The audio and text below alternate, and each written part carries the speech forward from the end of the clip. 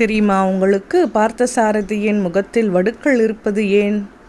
காவல் தெய்வங்கள் கருப்பசாமி, முனியசாமி போன்றோர் தவிர ஆண் தெய்வங்களின் முகங்கள் அனைத்துமே மீசையின்றி பளபளப்பாகவே காணப்படுவது வழக்கம்.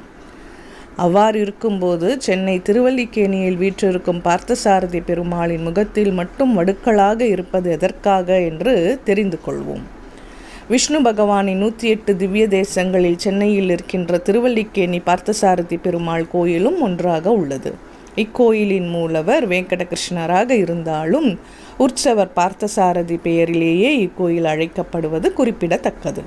பார்த்தன் என்ற அர்ஜுனனுக்கு கிருஷ்ண பரமாத்மா தேரோட்டியாக இருந்ததன் காரணமாக அவருக்கு பார்த்தசாரதி என்ற பெயர் வந்தது. போரில் பார்த்தனுக்கு சாரதியாக இருந்தபோது கிருஷ்ணர் கையில் எந்த ஆயுதமும் இருக்காது.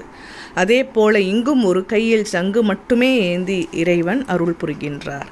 பீஷ்மர் போரில் பார்த்தன் மீது தொடுத்த அம்புகள் அனைத்தையும் கிருஷ்ண பரமாத்மா தானே முன்னின்று ஏற்று அவனுக்கு வெற்றியை தேடிக் கொடுத்தார். அப்போது கிருஷ்ணரின் முகத்தில் அம்பு பட்ட வடுக்கள் இருக்கும். அதை போன்றே இத்தலத்தில் எழுந்தருளியுள்ள பார்த்தசாரதியின் முகத்திலும் வடுக்கள் காணப்படுகின்றன.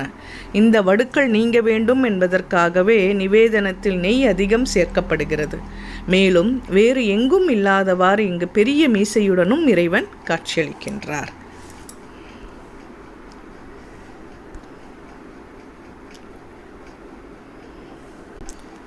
தன்னை நம்பி சரணடைந்தவர்களுக்காக இறைவன் எதையும் செய்வான் என்பதுடன் அழகு அழியும் தன்மை கொண்டது என்ற தத்துவத்தையும் இதன் மூலமாக இறைவன் தெரிவிக்கின்றான். எப்படி இங்கே தொண்டை மண்டலத்தை ஆண்ட சுமதிராஜன் என்ற மன்னன் மகாவிஷ்ணு மீது அளவில்லாத பக்தி கொண்டிருந்தான். ஒரு சமயம் அவனுக்கு இறைவனை மகாபாரத போரில் அர்ஜுனனுக்கு தேரோட்டியாக இருந்த கிருஷ்ண ரூபத்தில் பார்க்க வேண்டும் என்ற ஆவல் ஏற்பட்டது. அதன்படி அவன் கனவில் தோன்றிய பெருமாள் துளசி காடு எனப்படும் திருவல்லிக்கேணி சென்றால் உன் விருப்பம் நிறைவேறும் என்று கூறினார். அதன்படி இங்கு வந்த மன்னனுக்கு பாரத போரில் தேரோட்டி கிருஷ்ணனாக காட்சி கொடுத்தார். தான் விரும்பிய கோலத்தில் கிருஷ்ணரை கண்டு மகிழ்ந்த மன்னர் அதே கோலத்தில் இத்தலத்தில் கோயில் கொள்ள வேண்டும் என்று கேட்டுக்கொண்டதன் பேரில் இறைவனும் அவ்வாறே காட்சியளிப்பதாக கூறப்படுகிறது.